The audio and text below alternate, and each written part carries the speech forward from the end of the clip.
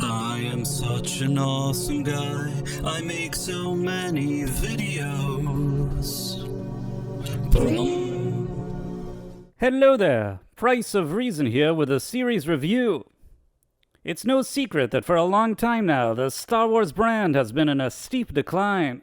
So much so that under the leadership of Lucasfilm president Kathleen Kennedy, it went from being the biggest movie franchise in the world to a low-level TV property.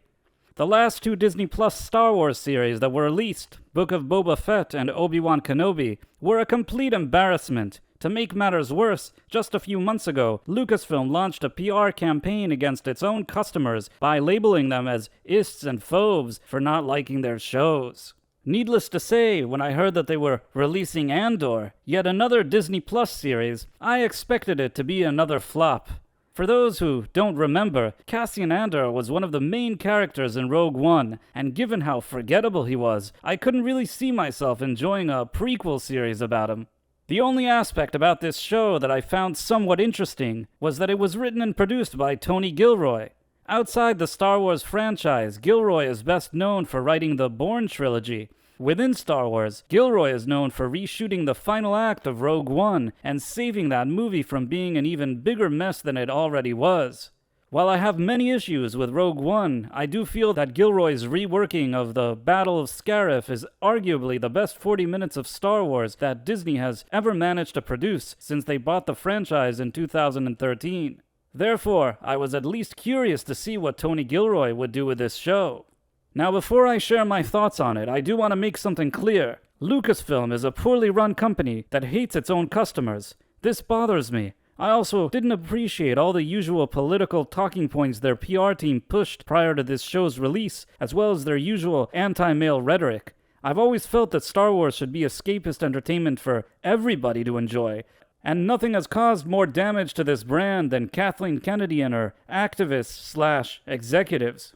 With that being said, as a reviewer, I want to be as fair as possible and judge the show based on its artistic merit, and not just my sentiments towards Lucasfilm as a company. I've promised viewers of this channel that I will always share my honest opinions, and that's exactly what I will do, so let's begin. Please know that there will be mild spoilers in this video, but I won't go into every plot detail. The first 3 episodes of the show focus on Cassian Andor, at this point more of a hustler than any kind of rebel. Cassian goes to a brothel to look for a woman he believes is his sister, and by doing so attracts the unwanted attention of 2 officers who try to give him a hard time in an alley. Cassian ends up killing them both and later setting up an alibi for himself in case somebody comes looking for him. Against the orders of his superiors, Syril Karn, a young officer, becomes very eager to find Cassian, and after a relentless investigation, manages to locate him. Meanwhile, Cassian is also trying to get some money from selling a MacGuffin that he stole from the Empire, but the person who wants to buy his MacGuffin has other plans for him in mind. First of all, I want to talk about what I did like about the first 3 episodes. From the first few scenes of this show, there's already a feeling that Tony Gilroy isn't here to make some embarrassing cringe CW show like Kenobi or Boba Fett. The atmosphere of this show is much more gritty and grounded, and the series is competently produced. However you may feel about the story itself, it is nice to see that somebody came in and took this job seriously, so credit where credit is due. Visually, this show feels more cinematic, perhaps a cut above any other Star Wars and MCU Disney Plus show released to date. All of their previous outings have felt very green screenish or volume-ish. This one somehow manages to come off as more realistic. Many of the cast members I've seen until now, especially in the supporting roles, are convincing, which is always important for setting the tone. The overall story is pretty decent, and it's unfolding in a way that is logical. I guess having an industry veteran with real writing, directing, and producing experience really does make a difference.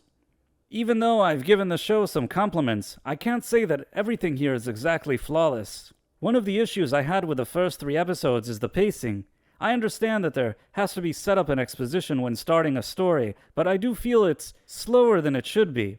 If these 3 30-minute episodes were edited down to just 1 episode of 1 hour, I think it would have greatly benefited the pacing. Even so, it's not unwatchable by any means, just drags a bit in parts.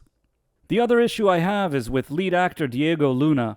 Generally speaking, I like Diego Luna as an actor. I've seen him in other movies and shows where he's given good performances, which is why it doesn't bring me joy to say that I believe he's always been miscast as Cassian Andor. I also felt this way when seeing Rogue One. If I had to try to explain what's missing from his performance, I'd say that he doesn't seem to have a very adventurous action vibe. His character does things that make him seem that way because it's written in the script, but he just doesn't really project it. He always just seems very subdued, which is perfectly fine for some roles, but I would have preferred to see a more lively performance here. Also, with the pacing of the show being slow at times, those moments really shine a light on his drowsiness. With that being said, I will say that Diego Luna's performance here is at least a little better than it was in Rogue One, for whatever that's worth. If I had to sum up my feeling from these first 3 episodes of Andor in one word, I would say that it was frustration. Lucasfilm has failed at every important project until now. The sequel trilogy and Obi-Wan Kenobi were a slap in the face to longtime fans, filled with 2-bit agenda peddling at the expense of story, lore, and legacy characters. And now, for some reason, some show about a character that nobody gives a shit about is suddenly competently made?